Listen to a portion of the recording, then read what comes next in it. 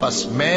ان ستاروں کی قسم کھاتا ہوں جو پیچھے ہٹ جاتے ہیں اور جو سیر کرتے اور غائب ہو جاتے ہیں، اور رات کی قسم جب وہ پھیلنے لگتی ہے، اور صبح کی قسم جب وہ نمودار ہوتی ہے، کہ بے شک یہ قرآن اس فرشتہ عالی مقام کا سنایا ہوا پیغام ہے جو صاحب قوت ہے، مالک عرش کے ہاں اونچے درجے والا ہے، سردار ہے، ساتھ ہی امانت دار ہے۔ اور مکے والو، تمہارے رفیق یعنی ہمارے پیغمبر صلی اللہ علیہ وآلہ وسلم دیوانے نہیں ہیں، اور بے شک انہوں نے اس فرشتے کو آسمان کے کھلے کنارے پر دیکھا ہے،